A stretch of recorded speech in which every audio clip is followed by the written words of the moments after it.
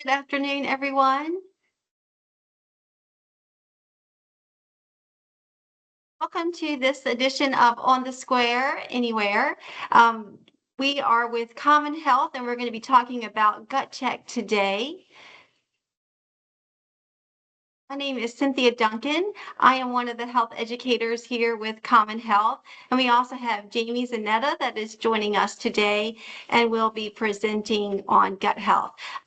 We do have a few questions for you throughout the presentation, and you're welcome to put those in the chat. And we will have time for questions at the end of the session, and certainly would like to hear from you what you've learned or ideas that you have about gut health.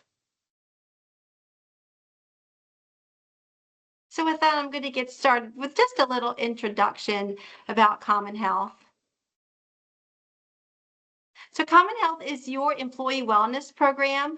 We have serviced Virginia's wonderful Commonwealth employees for over 40 years. And of course, we're excited to do that. What you may recognize is our weekly well note. You'll see that on the screen. That goes out typically every Monday, unless there's a holiday. And it includes lots of health information, sometimes a yummy recipe to try, but just good tips. So you might recognize that. If you don't and you would like to receive that weekly well note, please let us know in the chat. We can hook you up with one of the wellness educators, wellness consultants across the Commonwealth. There are actually 10 of us that serve different regions throughout the state. And if you're not active with Common Health, we would be more than happy to set those programs up.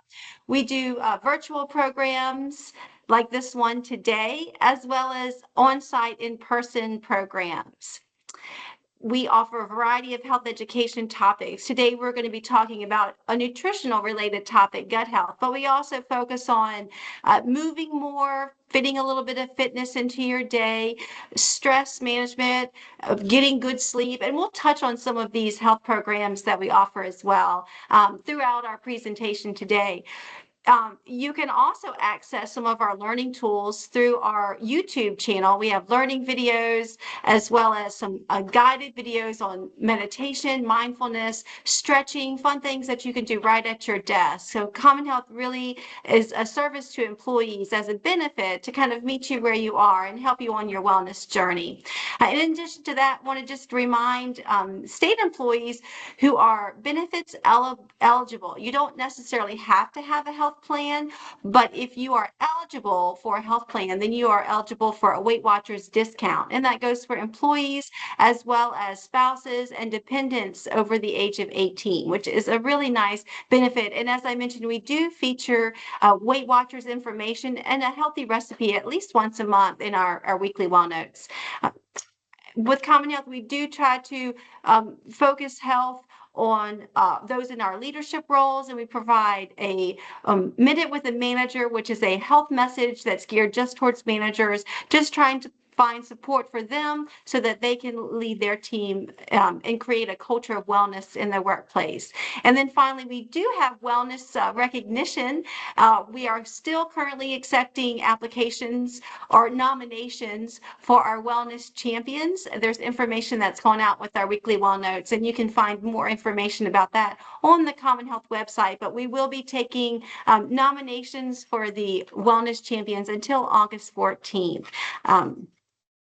So feel free to let us know if you have any questions. And like I said, there are 10 of us wellness consultants across the state, and we would love to come out and see you personally, as well as virtually. We can do virtual programs as well. So my coworker, Jamie, is with us today. Jamie, do you want to introduce yourself or wait until you present? Jamie's going to be presenting with me as well.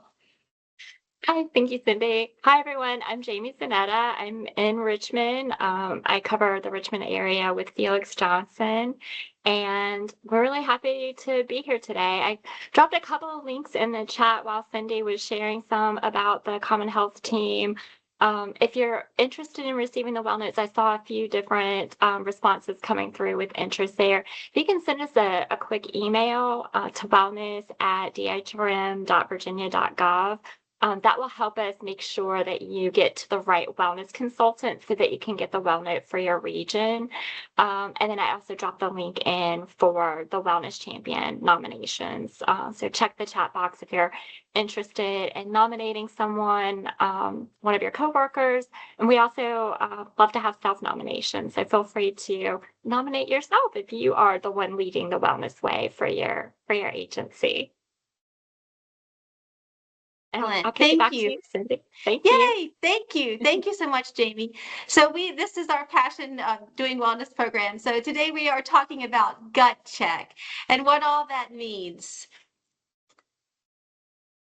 I think Jamie was going to put into the chat, if she hasn't already, a booklet that goes along with this program. So everything that we cover today, as well as some delicious recipes that are gut healthy, you can access all of that. And just to let everyone know, I did see this in the chat about being recorded. And yes, this session will be recorded. It is on the Square YouTube channel, as well as links to our YouTube channel. So you'll be able to access this video later. And as I mentioned, the booklet, everything that we talk about today, you'll have access to a digital copy of that booklet on the CommonHealth website. Yes, and any of the other programs that we referenced today as well. So thinking about gut check, there is a lot of research out there now that links gut health with all other areas of our body and total wellness. So today we're going to look at some of the myths and facts that you may have heard about gut health.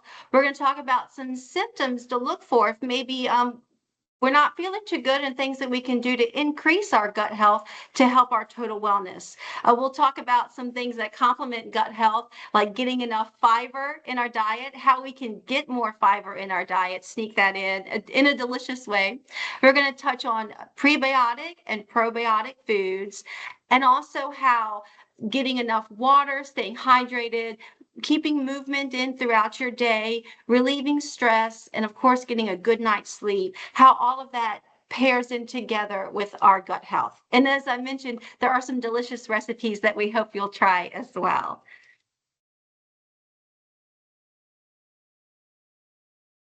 So when we think of gut health, it's hard to imagine that thousands of years ago, Hippocrates mentioned that all disease begins in the gut. And as I mentioned, researchers are finding more and more that link connecting gut health to other health conditions like diabetes, autoimmune diseases, metabolic syndrome, obesity. Gut health plays a role in chronic diseases like this, but can also play a role in our mental health, our immunity, our metabolism. When we think of total health, more research shows that gut health does play a huge role. Healthy eating, again, is the foundation for total wellness, and having a good nutrition, strong nutrient base can help us with gut health, as well as decreasing some of these chronic illnesses and diseases. So having good nutrition, eating good foods, and taking care of our gut can help us thrive and feel better throughout our day. So we're hoping that this program will give you some ideas to feel better with gut health. So I'm going to throw out a question for you all.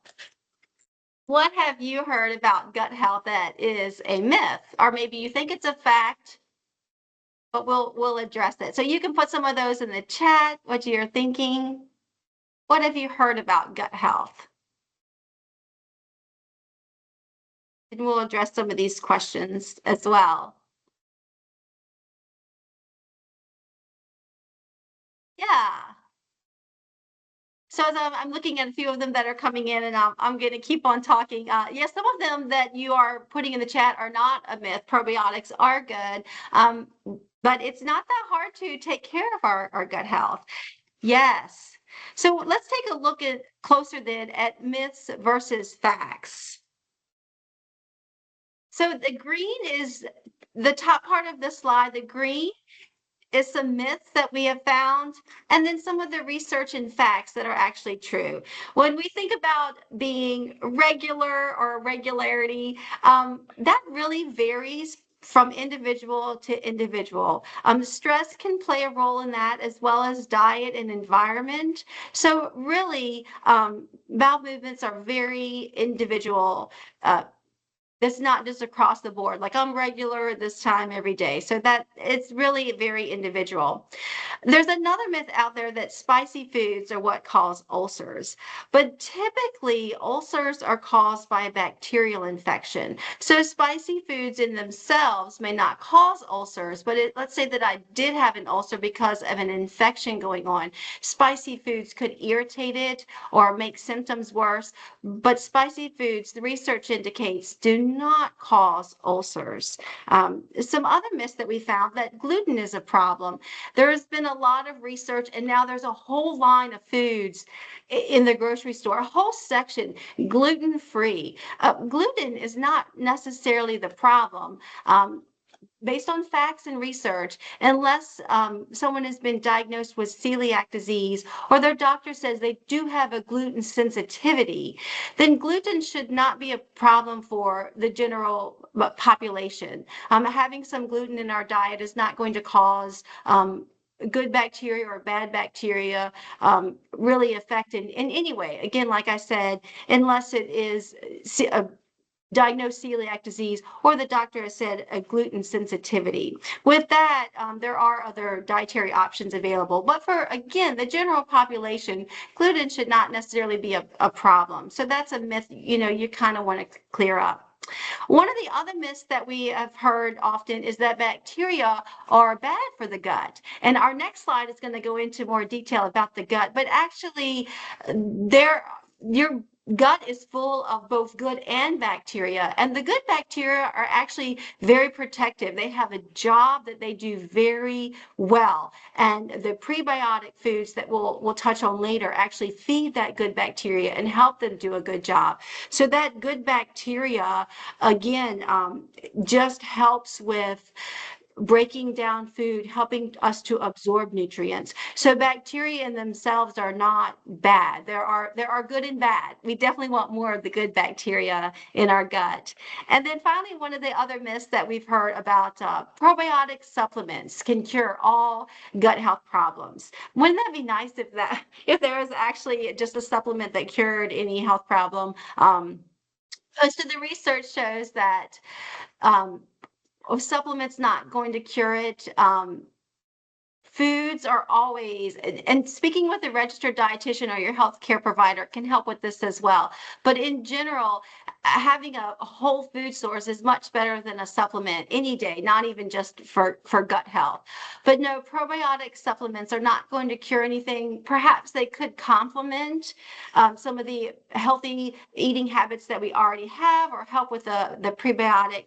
But the probiotics in themselves, supplements, is not always going to cure everything. But again, talking with your healthcare provider, meeting with the registered dietitian can definitely help with that. So, and I always encourage state employees, as I'm going out speaking in person or virtual, to be a super sleuth. Like, continue to investigate this. There continues to be research, more and more coming out. So always be skeptical, be a nutrition skeptic, and continue to find out what the latest research is. And certainly, following good health guidelines can help us feel good and definitely help our gut. So let's meet the gut microbe. Let's take a closer look in then. So what really is it? And I mentioned on the previous slide about good bacteria and bad bacteria. It's actually, our gut is very busy. It is the home of trillions of microorganisms, living things that, like I said, are doing a good job. And when we think about being populated, it's full of all that. We definitely want more of the good bacteria than the bad, but they are protective. The good bacteria are protective and unique to each person. So my good bacteria, based on my diet and my environment, is definitely different from Jamie, who's also going to present as well. But having more of that good bacteria, and we're going to talk about how we can get more of that good bacteria in our gut, how we can get that to grow, can help us not just feel better with our gut, but help decrease our risk for disease. As I mentioned at the very beginning, there is more and more research that shows there's a link between gut health and those certain diseases. So lots of good bacteria. So I've got another question for you all. Oh, the question comes next, right after this one. So we're thinking about gut health. Why does gut health matter? And this just goes through a series of important things for us. So nutrient absorption is a big one. A healthy gut, all of that good bacteria, like I said, it has a job. Once we digest food from the stomach into the small intestines and into the large intestines, all of those good bacteria break down those nutrients, pull it into the bloodstream and get it to our organs, oxygenated blood, and all of the areas that it needs, vitamins and minerals. So those good bacteria help break that down. It would just make sense then that if we're getting all those good vitamins and minerals, that the gut helps with immunity. This was a surprising statistic for me, though, that about 70% of the immune system occurs in the gut. So again, feeding that good bacteria is important. It helps us with that. The next one focuses on inflammation, and you may have heard the term leaky gut. And what that refers to is when there's not enough of the good bacteria or there's more bad bacteria. As I mentioned, the good bacteria is protective. It sort of forms a barrier against toxins and impurities and things that can cause health problems into our bloodstream. If we don't have enough of that good bacteria as a barrier, then it causes inflammation when it gets into the bloodstream. And that can cause certainly other health problems when we think of inflammation, increased risk for heart disease, diabetes, metabolic syndrome. So definitely having that good bacteria that keeps that strong barrier can help us. There's more and more research also out there that shows that mental health is linked to gut health. So taking the time to plan for a healthy meal or a healthy snack is important, not just for digestion, but for our mental health. And the reason for this is that the gut helps with neurotransmitters and accepting boost moods and enzymes like serotonin and other things in the brain that can help soothe moods, relieve stress. And the same can be said if we're not getting enough of those good bacteria, that it can cause mood problems or depression or anxiety. So thinking about gut health affects mind and body. And then finally, metabolism. There's the last point on your slide touching on metabolism. And then just how that good bacteria can help with insulin production, with digestion, helping us feel full, decreasing overeating, decreasing obesity, decreasing the risk for diabetes. So all in all, it's definitely the more we learn about gut health and why eating these healthy foods and growing this good bacteria, why it's important, the more and more we're seeing this link towards total wellness and total body health. So good tips here. So as I mentioned, I've got another question for you. So what symptoms might then indicate poor gut health based on what you've learned now about all those good things that help with? What do you think might indicate poor gut health?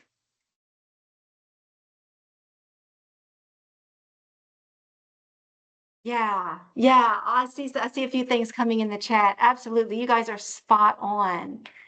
Yeah, all those and maybe a little more. So let's look into more signs that we might have an unhealthy gut. So certainly a poor diet, one that is high in ultra processed foods, can cause digestive problems. That could be a sign of an unhealthy gut.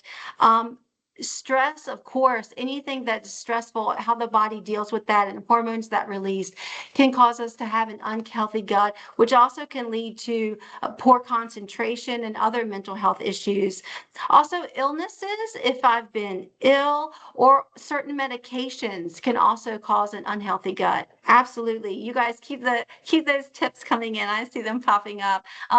Different sensitivities as well. If we mentioned gluten sensitivity earlier, but other sensitivities to foods or food products can definitely signal an unhealthy gut. Metabolic disorders as well as obesity can really be a sign of an unhealthy gut.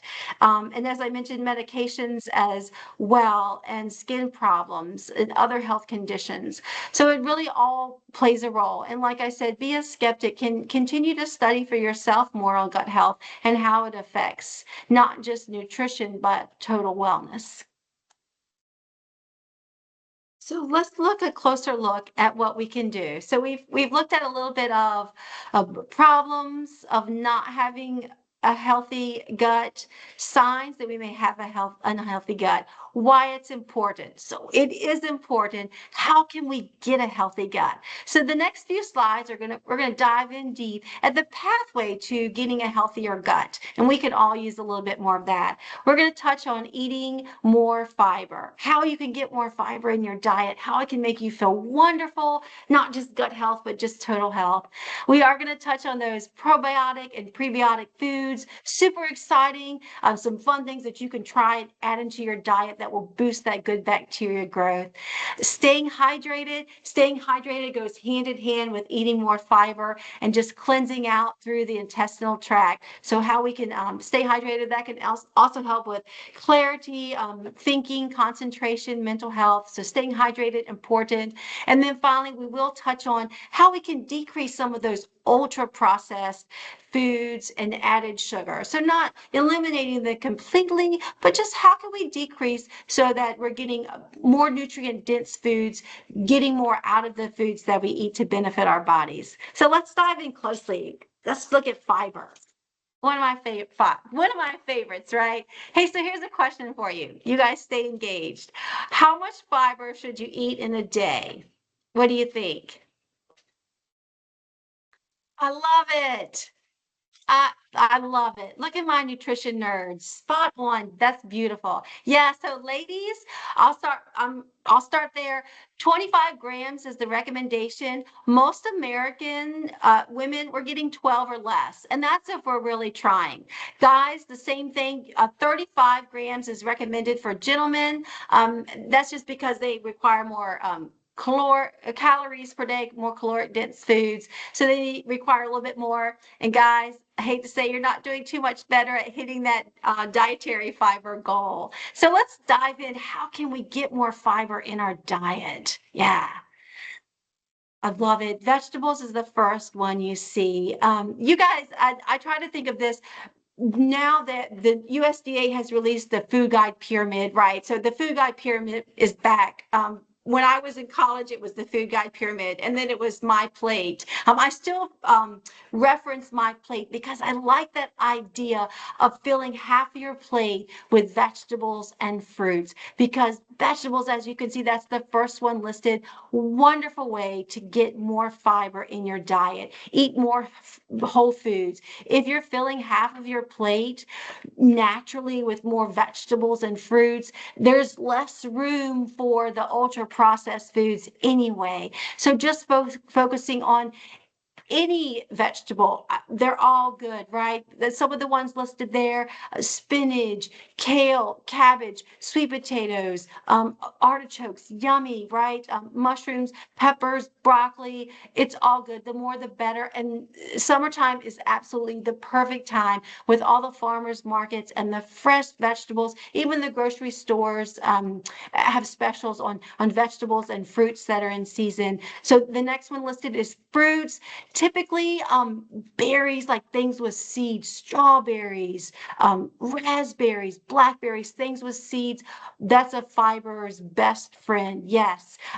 Bananas, especially the green ones, and we'll touch a little bit more on resistant starches, but bananas are good. Kiwis with the seeds. It's all delicious. I would encourage you to try a new fruit or vegetable every day. Whole grains as well, another excellent way to get in fiber. Look for 100% whole wheat bread, whole wheat pastas, not necessarily the honey wheat or things that you see like that, which really aren't wheat, but 100% whole grain or 100% whole wheat, oatmeals, brown rice, buckwheat, barley's another excellent one to add to soups, things like that. And then again, any type of legumes, seeds, nuts, all very high in fiber. excellent. Usually they're very high in omega-3 fatty acids. So it's really just a huge benefit for the brain, the heart, the body, as well as the gut. So including those in your snacks, adding them to salads, just really delicious, that crunchy, if you're going for a snack, choose a handful of nuts over chips any day. Your gut will thank you. You'll feel great. And then finally, the last point on the slide is resistant starches. This is actually fabulous information because my husband, he enjoys eating green bananas. I tend to wait until they're really brown, yellow with the brown spots, super sweet. And there's a reason for that. When they're green, there's not, it's still the same, but the starch content is not as high. The glycemic index won't be affected as much. So green bananas are better for resistant starches. You might see the potatoes on there, and how interesting to see that baked potato, with 3 ounces, if I bake that, if I let it cool, it becomes a resistant starch, which just really means that the carbohydrate, even though it is a good complex carbohydrate, does not really get absorbed in the small intestine. So it doesn't spike the blood sugar as much. It gets absorbed more in the large intestines. So again, those resistant starches, delicious, fabulous. Include them in your diet. Try new ones. So, and you guys, I'm sure you have other ideas of way to increase your fiber with the vegetables, fruits to try, things that you've tried. So these are all good ones. So next up, just from eating more fiber, is probiotic and prebiotic foods. And Jamie is going to share some more information on that with us. Great. Thank you, Cindy. I love all the comments and the questions that are coming in through the chat. Thank you guys for all of those. Before we jump into probiotics and prebiotics, I did just want to acknowledge, like with the fiber, I saw in the chat that it can be really hard to eat some of these foods if you have some digestion issues. Definitely talk to your doctor if you have a registered dietitian that you can talk to about how to get fiber in if you do have some digestive issues and maybe some of these foods are not appropriate for you. Definitely check with your doctor. Kind of our recommendations today are just general recommendations. I know people have different health conditions and dietary preferences and needs. So definitely use those resources. Your primary care doctor, registered dietitian are going to be great resources for more specific guidelines. Let's dive in. So we talked about fiber. Let's dive into the probiotics and the prebiotics. So first, let's kind of talk about what the difference is. Cindy mentioned probiotics briefly when we were talking about the myths there. You can get probiotics from supplements. You can also get them from foods and beverages, particularly like fermented foods and beverages. So foods like your yogurt, your sauerkraut, your cottage cheese, things like that are going to be sources of probiotics, but not all of them are. So we still want to make sure that we're reading our labels, reading the nutrition facts and the labeling on those foods to ensure that they do contain the probiotics. So sauerkraut, for example, you can find sauerkraut on the condiment aisle in the grocery store with the ketchup and pickles and mustard and relishes and all that. But the processing that sauerkraut has gone through to make it stable to be on the shelf and not refrigerated tends to impact the bacteria. So it's gone through a process to kill off the bad bacteria, but that's impacted the good bacteria too. So if we're wanting to eat sauerkraut for probiotics, we can look for that in the refrigerated part of the produce section. It's usually where you'll find that in the grocery store, and it will typically have listed on the label something like includes live active cultures or something of that nature.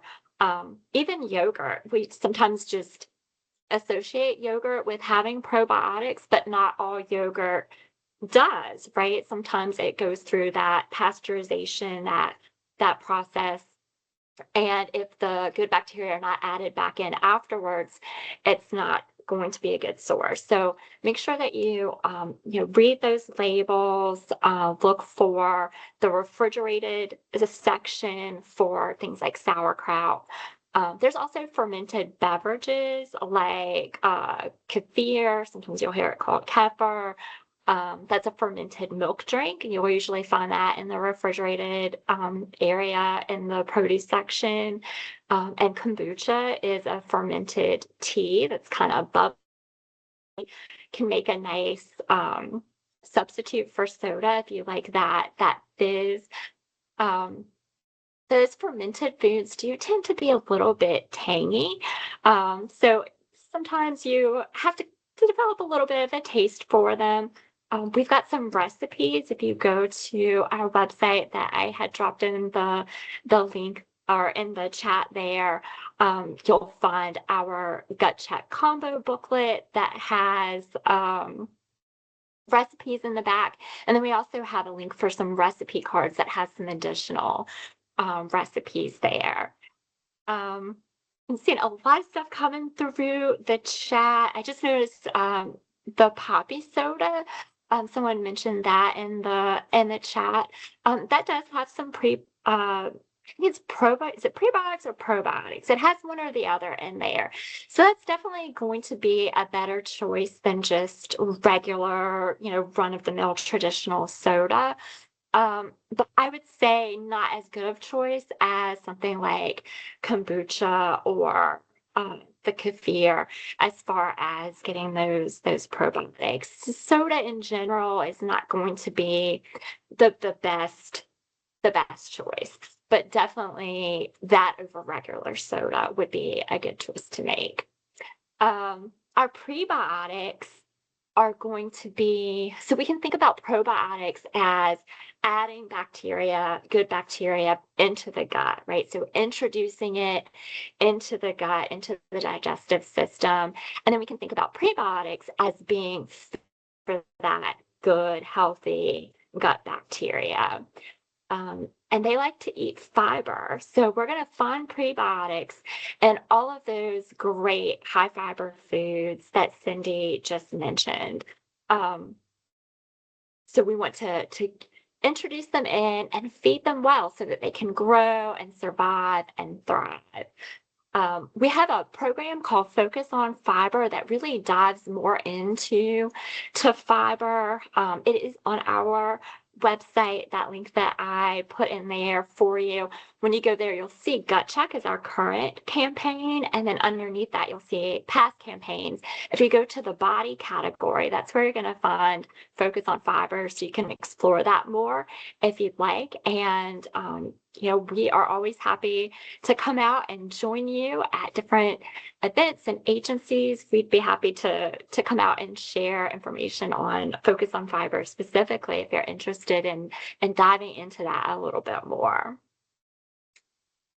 All right. So question for you guys. What probiotics and prebiotics are you eating? What are some of your favorites? Is there anything that maybe you wanted to try? I'm just kind of going back through the chat here while you list in your favorites. Maybe you have suggestions that other people will find helpful. I see a question that says, is it okay to mix kefir, yogurt, and cottage cheese together? I do that often and eat with granola and fruit. I don't know of any reason why it would be a problem to mix those together. If you enjoy that combination, I can't think of any reason why that would be a problem. Someone else says the best time for probiotics is AM before breakfast or 30 minutes before a meal or at bedtime. Just having those foods and beverages that have the probiotics in there. Remember, you can also get probiotics from supplements. If you're interested in trying those, it's always a good idea to talk to your doctor just to make sure that, anything that you're adding in isn't going to interfere with anything that you're already taking as far as medications and supplements, things like that. And remember, supplements are meant to do just that, right? To supplement a healthy diet. So, like I said, we recommend aiming to get as much nutrition as you can from foods and beverages, but definitely supplements are sometimes necessary, and helpful. Um, all right, so let's see what you guys are saying. Yogurt, kimchi, Greek yogurt. Are you able to recommend a probiotic, prebiotic supplement that actually works? I can't make any specific recommendations. Again, I think check in with your doctor to see what's gonna be maybe best for you specifically. Um, Cottage cheese, good culture is the best. Yes, I love the good culture cottage cheese, and I've stopped being able to find it. I don't know about you guys, but I tend to find things that I really like, and then for some reason the store stop selling them. So if you have like where you're finding good culture, let me know because I would love to find some more of that. Almonds, Greek yogurt, kimchi, kombucha, sauerkraut, lots of yummy stuff. Um, all right, so let's go ahead. Thank you guys for sharing all that. Oh, good cultures at Target and Publix. All right, thank you. Our next tip is to stay hydrated. Cindy talked about this a little bit too. The guideline that you see on the screen there, the 64 ounces a day, that's your classic 8-ounce glasses of water a day. But just be aware that your needs depending on your activity level, the climate that you're in, your health status. So, you may need a little bit more water. You may need sometimes a little bit less, believe it or not. Sometimes, your doctor may recommend, particularly people who have kidney disease or who are maybe on dialysis.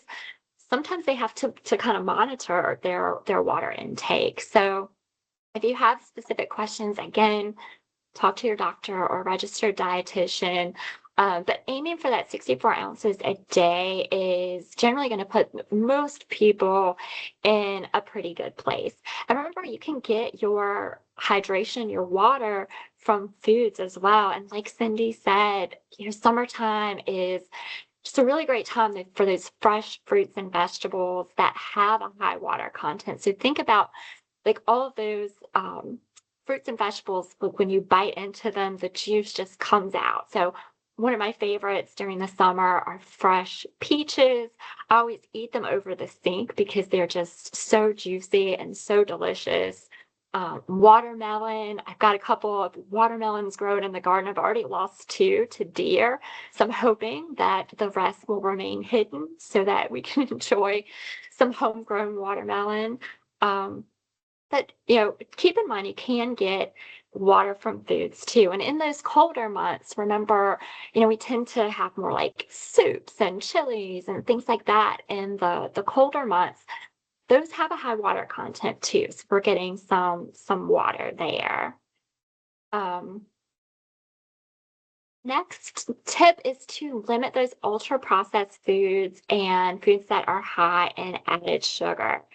There's a lot of reasons for that. I'm sure if you are familiar with Common Health, heard us talk about, limiting those ultra processed and highly sugary foods at some point. Specific to gut health, I think, if you think about the types of foods, like the foods that you see on the screen there that are highly processed and have a lot of added sugar, they don't tend to be very high in fiber. So they're taking up space in our diet, that's preventing us from getting that good fiber in that we need. And we said that the good gut bacteria thrive on fiber, right? Like that's what they like to eat.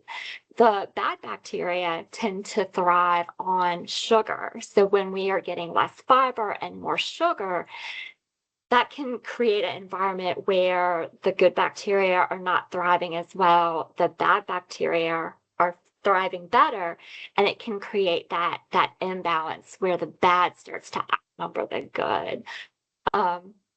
So specific to gut health, just trying to replace some of those highly processed, highly sugary foods with more of those high fiber foods can be beneficial. Of course, we never expect or recommend to avoid these foods altogether. I would not want to live my life without ever having like a sweet treat. But just kind of balancing it out, focusing more on those high fiber foods and less on those more processed, more sugary foods. Sweet Surrender is one of our past campaigns. You'll find that in the past campaign in the body category. It's all about like added sugar where you can find it in your diet because sometimes it's hiding out, right? Sometimes there's added sugar in foods that you don't expect. We bought some peanuts. We were online grocery shopping and bought some peanuts, and when we got them, we realized they had added sugar, and it's just peanuts. We weren't expecting that. But always good to check the nutrition labels, right? I see a couple of questions in the chat. How about drinking barley powder? Is it good for the gut? So there are, different fiber supplements. So I think this would be kind of like a fiber supplementation.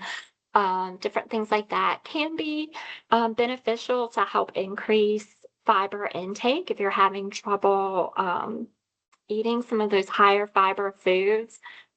Again, definitely check with your doctor or registered dietitian. You're probably sick of hearing me say that, but to really get into specifics, that's where you are going to get your best information specific to your situation. Someone else says to use your weight divided by 2 to get the ounces you need per day. Yep, good guideline.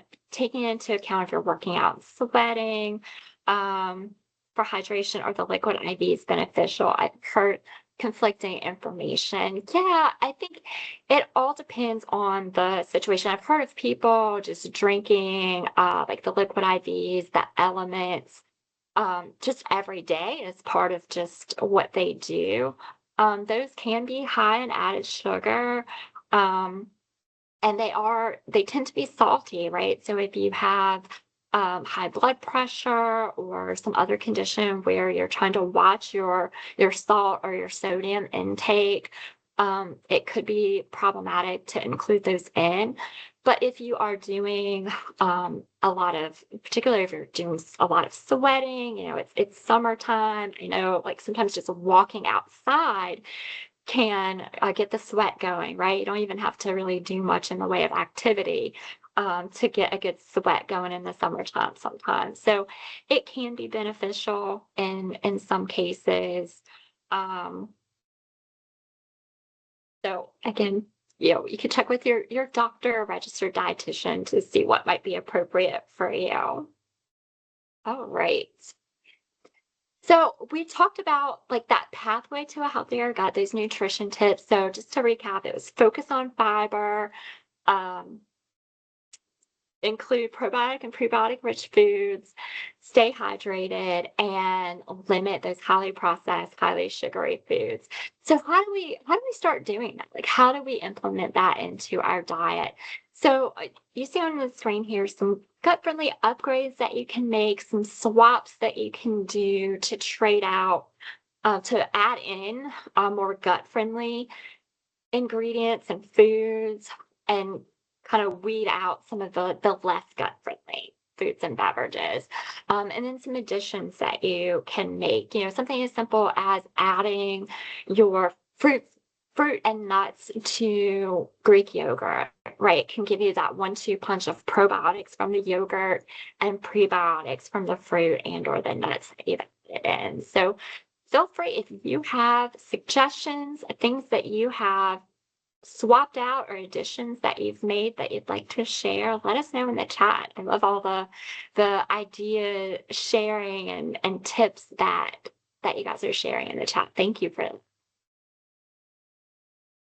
All right, so we talked about a lot of things that we can do nutrition wise. Nutrition is one of the probably most impactful things that we can do for gut health because our gut is digesting, right? It's coming into close contact with those foods and beverages that we're taking in.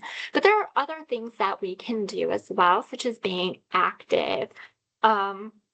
It's going to help to stimulate digestion, kind of get things moving along. We want things moving through quickly enough that things aren't hanging around, right? Part of our digestion and our gut's job is to get rid of waste products, right? So getting rid of things that we don't want in the body.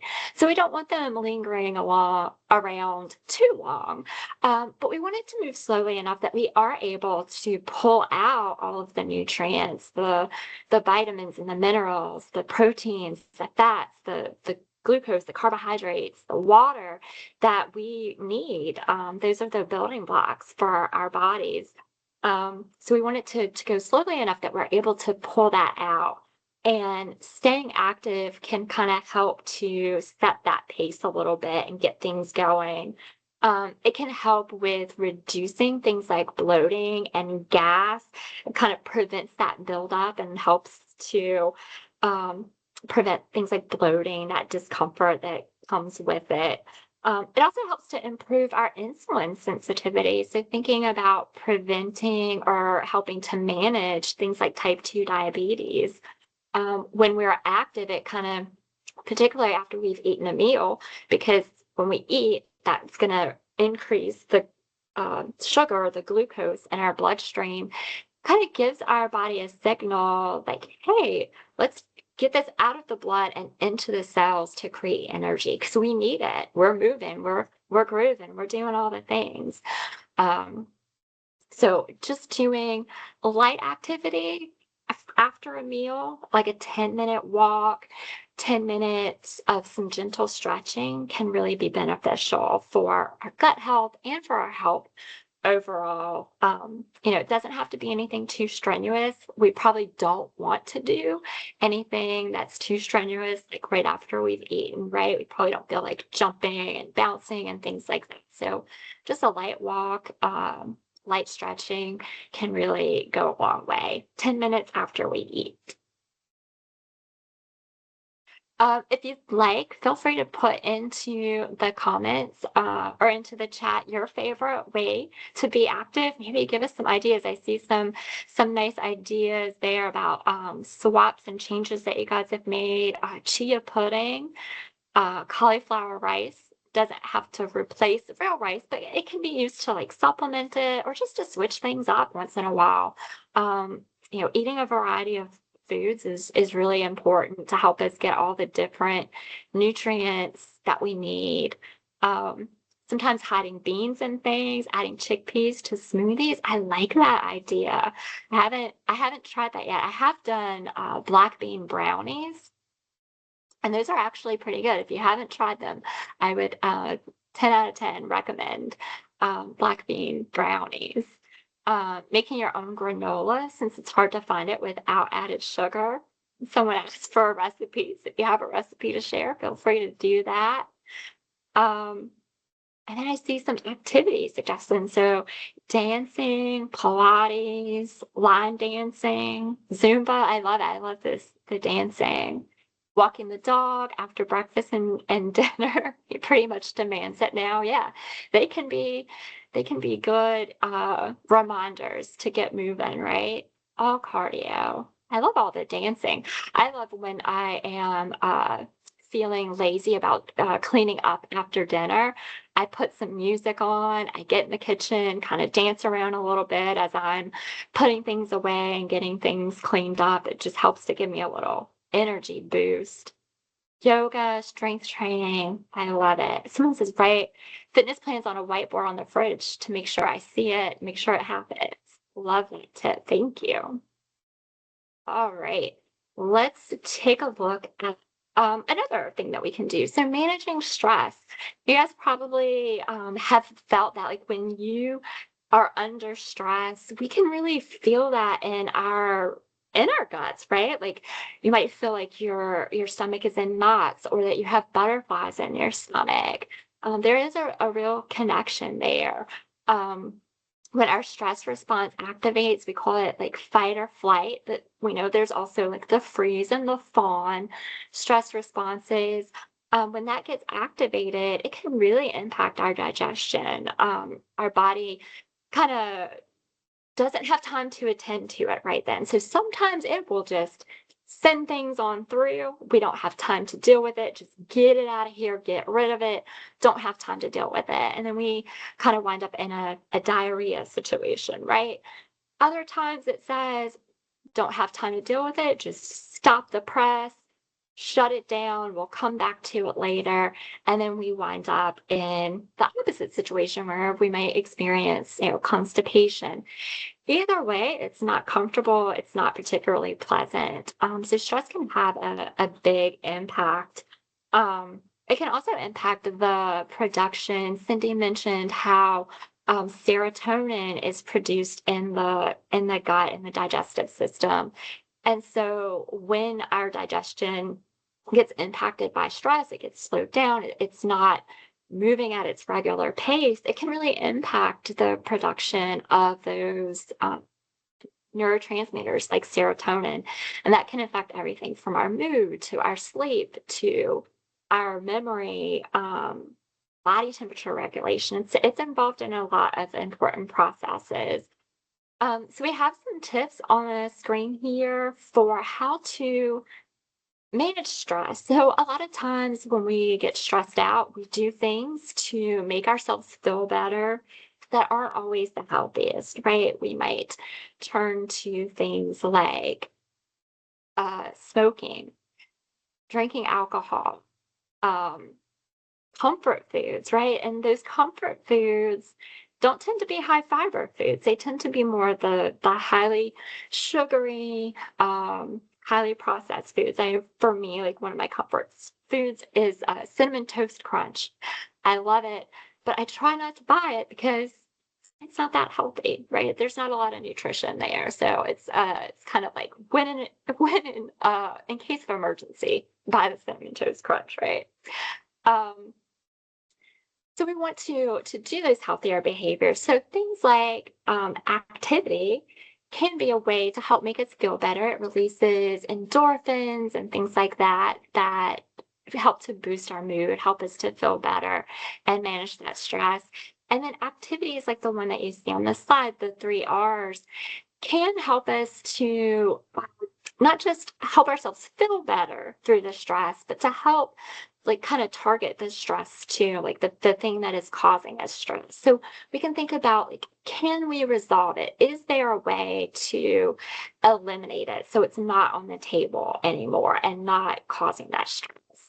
Um, Unfortunately, a lot of times in modern day life, the things that cause us stress, we can't necessarily eliminate.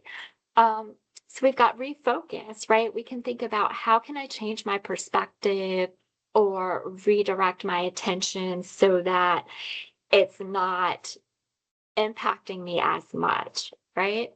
Or we can try to reduce. We can think of, are there ways that we can reduce that exposure to it? I like to think of, like family get-togethers. I feel like everybody has at least one person in their family like they just kind of butt heads with, right? So maybe that's not the person you sit next to at the family dinner. You seek out that person that you see a little more eye to eye with. You still, say hi and things like that, but kind of reduce that exposure can be helpful. And then we have our Relearn to Relax program. You're going to find that in our past campaign section under the Mind category. That's our guide to mindfulness and meditation, which are some great ways to help to manage stress in a healthy way.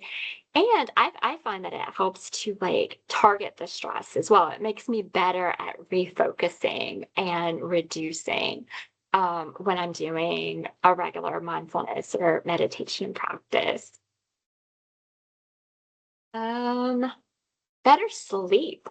Um, Sleep and gut health kind of go hand in hand, right? The better we sleep, the better, the healthier, more balanced our gut microbiome tends to be. And the more balanced our gut microbiome tends to be, the better we tend to sleep.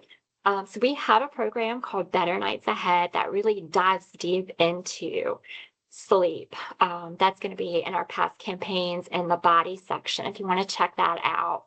Um, you probably are familiar with a lot of the sleep hygiene tips, like keeping a dark, quiet, cool room to sleep in. So I'm going to give you two tips that are a little bit more specific to gut health.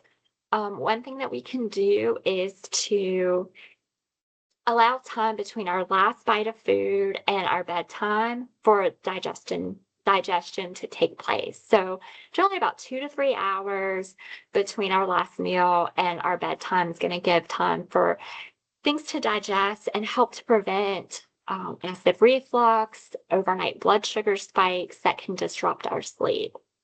And then our second tip is to think about the portion of that last meal of the day. If we're eating a really large dinner or last meal of the day, and then we're lying down, even if it is 2 to 3 hours later, we can still be maybe a little bit uncomfortable from it. So often we'll do typically like a smaller meal for breakfast, a medium meal for lunch, and a larger meal for dinner. If we kind of reverse that and do larger at breakfast, medium at lunch, and smaller at dinner, that can sometimes be helpful to help us get better sleep.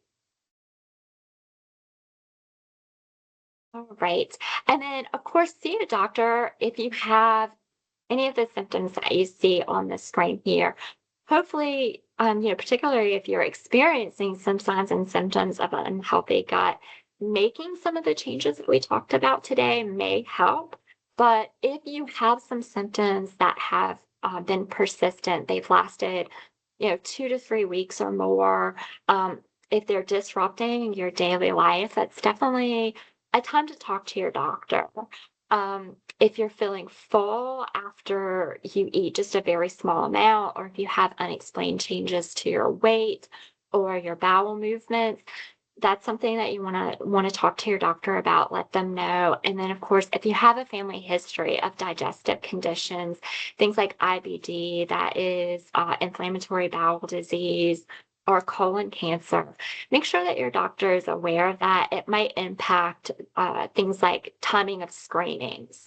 For me, my mom was diagnosed with colon cancer when she was in her 50s. And so, you know, her doctor told me and my sister, make sure your doctor knows they're going to want to screen you early.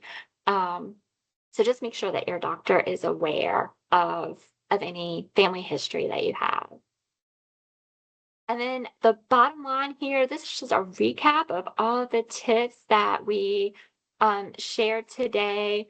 Eating a diverse diet, a variety of foods, focusing on fiber, including those prebiotics and probiotics, staying hydrated, watching the highly processed, highly sugary foods, reducing stress, being active, getting that good sleep, and then, of course, seeing a doctor when needed.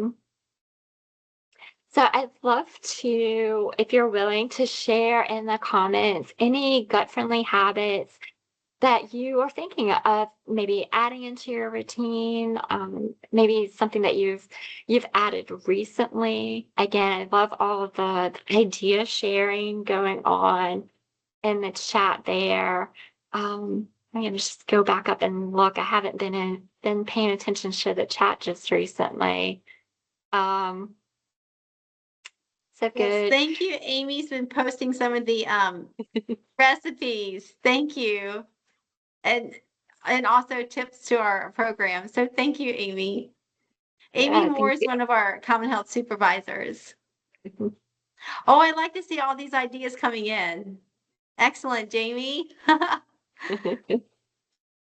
Yeah, I love it. Walking, moving after a meal, increasing fiber, drinking Definitely like to water. see the veggies. Yep.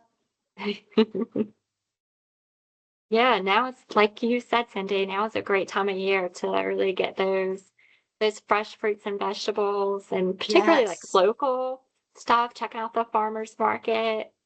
Yeah, we have quite a few farmers markets down here in the Hampton Roads area. Yeah, so I know Richmond has the farmers markets as well. Yeah. Yeah, and if you're downtown in the Capitol Square area, remember there's that farmers market at the Madison Building on Thursdays.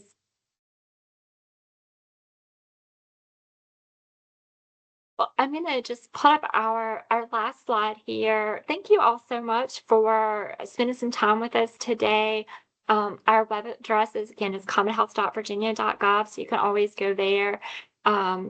Check out all of our great resources. Remember, just one final plug, reminder about the Wellness Champion Awards.